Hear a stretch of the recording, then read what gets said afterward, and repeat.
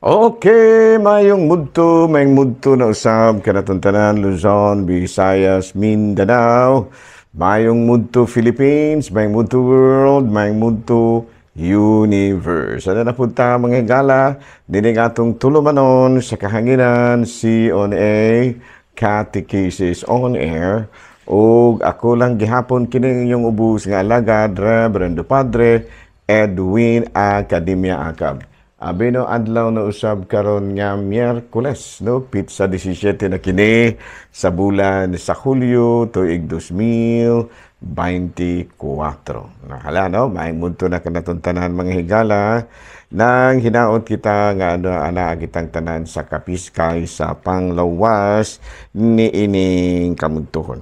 Abino mga higala, no? Ato na nga timbayaon og mayong mudto nga atong talahorong obispo, no?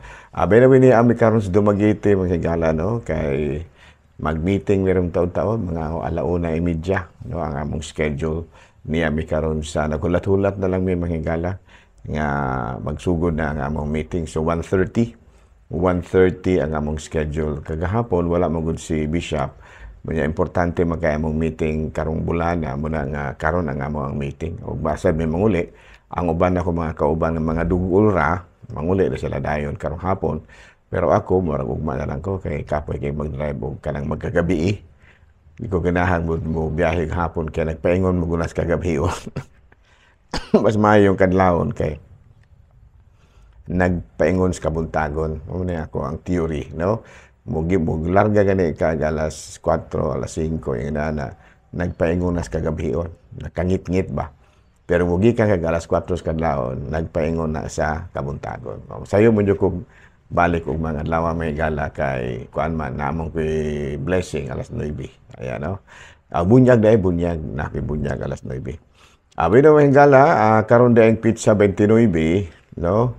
29, 27. Dili 29, 27 niining bulan sa Hulyo sa ulugo namo diri sa among lungsod among Bikaryato, no, Santo Tomas de Apostol, ang among Bicarial Fiesta, no? So, ang among Bicariat Mihigala, no, Saint Thomas de Apostle, gilangkuban kami sa upat ka mga parokya o usa ka Kwasay Parish, no? Ang mga parokya nga upat, Bindoy, Ayungon, Tayasan ug Himalalod, unya dunay Kwasay Parish, Tambo, no? So muna nga nangandam kami karon mahigala, no?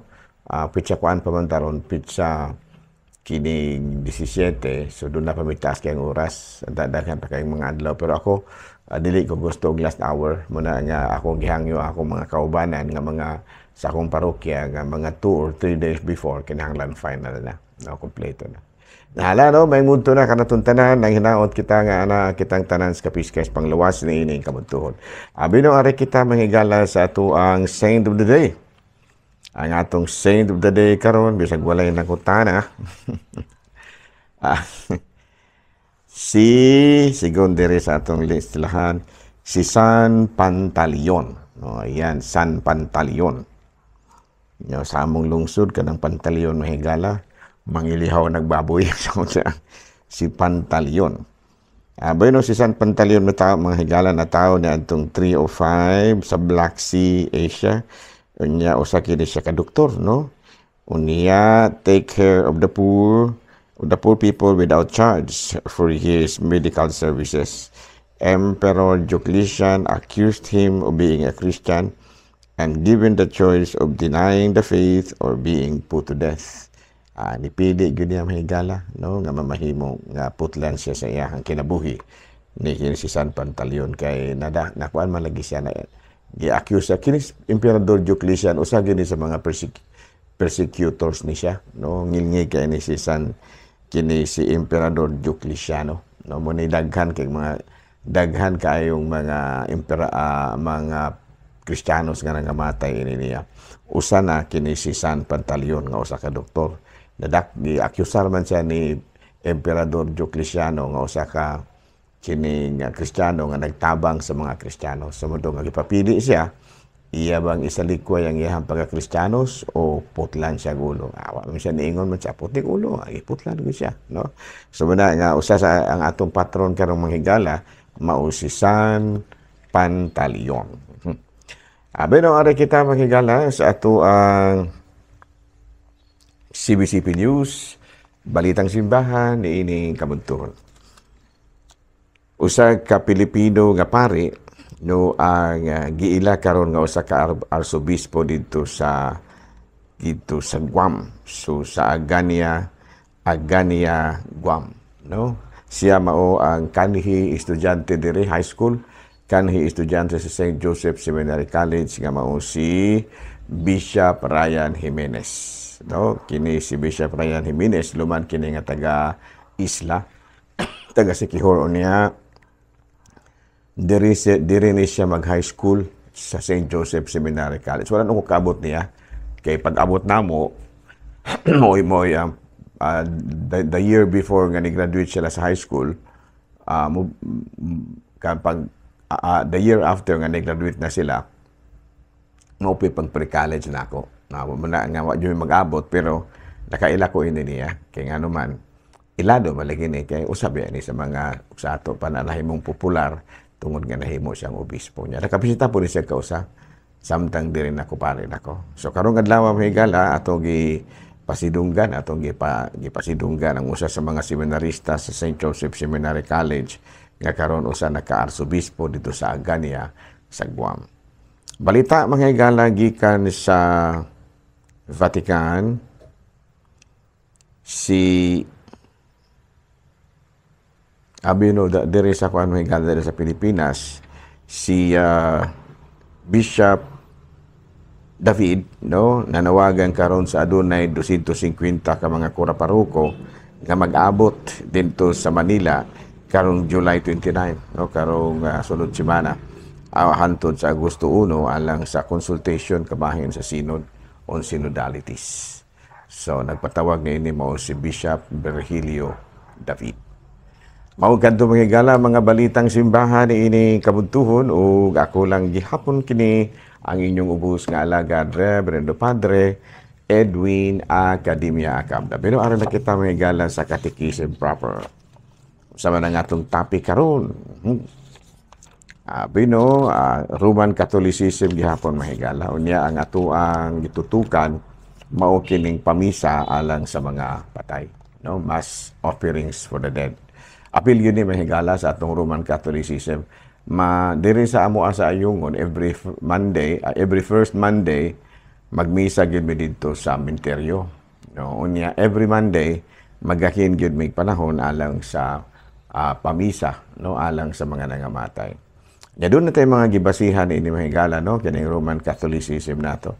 Usa nato sa atong gibasihan kini pagampo alang sa mga binatay mo kining sa Maccabeus Kapitulo 12, versikulo 43. Naningkamot usab siya gikan sa tanan niya mga tao nga nagpaamot na ginaningkamot. Nagpaabot usab siya gikan sa tayang tanan niya mga tao nga mukabat og 2,000 ka sa salapi nga plata o gipadala ngadto sa Jerusalem aron gamiton alang sa usa ka halad alang sa sala. Si Judas naghimo niining hamili ikabutang tungod kay nagtuo siya sa pagkabanhaw. Kaya kung wala pa siya mutuo nga ang patay mabanhaw, wala unta niya usa unta ka butang nga binuang o walay kapuslanan ang pagampo alang kanila. No? So muna atong gibasihan mahigala, no, kining sa Maccabeus. Ug sa ato pon nga official sa Vatican II sa Dogmatic Constitution of the Church kini bitaw Lumen Gentium mo usab kini atong mabasa in English mahigala. This most sacred synod accepts with great devotion the venerable faith of our ancestors regarding this vital fellowship with our brethren who are in heaven along in heavenly glory or who are still being purified after death. Sa to pa kining pagtuuha mga higala nga ang atong mga igsuon tuwa pa sa purgatorio mo usa sa mga hinungdan nga duna gid tay mga pamisa alang sa mga patay. Unya sa CCC number 1A1032, this teaching is also based on practice of prayer for the dead, already mentioned in sacred scripture. From the beginning, the church has honored the memory of the dead and authored prayer in suffrage for them. Above all, the Eucharistic sacrifice, so that those purified, they may attain the beatific vision of God. The Church also commends almsgiving, indulgence, and works of penance undertaking on behalf of the dead. Sa ato pa, naang gitulo gini mahigala, naang gini sa ato ang pagtulo na ang Katoliko sa CCC number 1032 o sa Dogmatic Constitution of the Church number 51 ang Lumen Gentium. No nga kini mga pag-ampo alang sa mga patay. No na akong gi-encourage gyud mo higala no. Ang akong mga parokyano nga mugahin gyud og panahon sa pag-ampo. Gani kun atong basahon sa kining buhat sa mga apostoles kapitulo 9 bersikulo 40 gipagula ni Pedro silang tanan gikan sa lawak ug miluhod siya ug nagampo. Unya giingnan ang minatay, Talita Komi, bangon. Ug gibukas sa batang babae ang iyahang mga mata ug pagkakita niya kang Pedro milingkod siya. O sa to pa miluhod, no? Kini bitong pagluhod mga higala no. Pagampo man gina, no kini pagluhod. Sa to pa mismo si San Pedro nagampo alang sa mga patay. Ug gani gitugot sa Ginoo nga mamaayo ang batang patay, maulian mabanhaw ba. So mo gina no gani ako yung kuan nga ako ang mga sakop ba. Akong gi-encourage kay usahay man gud malimot na ta ba isip mga Katoliko dili kita malimot sa pagampo alang sa mga nangamatay. Importante kay na. So muro man gikinahanglan gud nila mahingala. Muro gina ilang gikinahanglan, wala na sila ang gikinahanglan pa. Muna ginaingon, wala na sila magkinahanglan og mga halad nga bulawan o sa nila mga pag-ampog. Labi na gyud Santos nga misa. No? So, wala, no? So, di nila mo takita kutob ha, may gala kayo, mauli, mamirong. Andi, ugma pa dahil kung pauli. Mga dalaw na ko, may gala mga alas 4, kaya na ako, Albunya, alas 9. Pero niya, meron dumagite, no? Supposed to be, manguli siguro, may karon taon, mga alas 4, alas 5. Di ako ganahang bubiyahe gabi. Kalagmitan layo niya. Kaya ako man kaya mag-drive, magpahinay naman yung ko. So, muna nga may puruhan nga magabihan ko niya. Di ko ganahang magbiyahe gabi Kaya unang-una, kininggulang na ta, ang atong mga pananaw, dili na kayo sa ato pa na focus. Ano? So, good luck mga higala ha. Ug mga adlaw, nung ganay gyapon kita sa lain na po nga edisyon niya tulumanon sa kahanginan. C.O.N.A. Catechesis on Air. Daghang salamat og maayong mudto, Pilipinas.